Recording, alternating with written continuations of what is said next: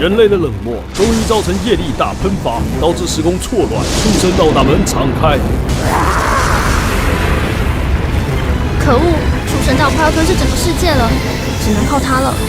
少女心将神秘宝物抛到空中，顿时放出大光明。召唤弥勒解救众生！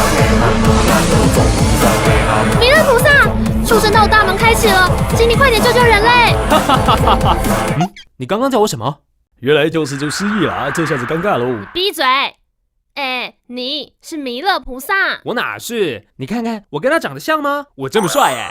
你跟他当然长得不像啊！我的传家信物是依照布袋和尚的外形打造的。据说布袋和尚是中国唐末五代时期的僧人，相传是弥勒转世，所以中国画的弥勒佛像都受到他的外形影响。什么弥勒菩萨啊？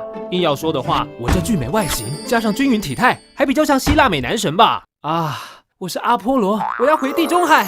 不是啦，听我说。你的外形虽然跟古希腊文化中的雕塑很像，但当时的希腊哪有佛教啊？对耶，你是诞生在连接东西方文化的犍陀罗。在亚历山大大帝东征时，除了强制外销希腊文化，也把一些希腊人带到这里落地生根。后来孔雀王朝的阿育王在印度推崇大乘佛教，就把佛教推到这里来喽。所以我就出现了吗？要再等一下，早期佛教是没有造像的，因为佛陀禁止有实际形体的偶像崇拜。但随着佛教发展，到了印度贵霜王朝时，全民封佛教，佛教的造像文化也变得超夯。当时两大造像中心就是犍陀罗和墨兔罗。罗什么罗？神奇海螺？你闭嘴！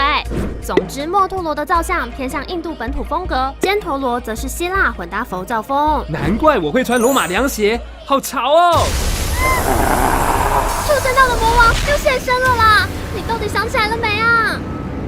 对不起，我还是……这些该不会是你送我的？你想太多了，这些叫璎珞，就是珠宝，佛教用语跟古装戏没有关系。所以是粉丝送我的？不是，是因为你是菩萨啊。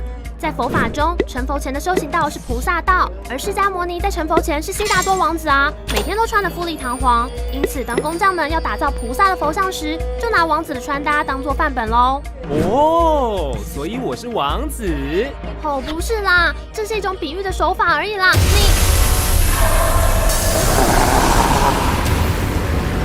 太迟了。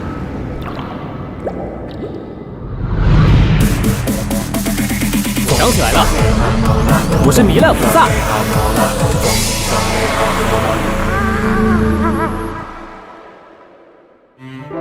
你唤醒了我，一切因你而起，你得陪我完成解救众生的任务。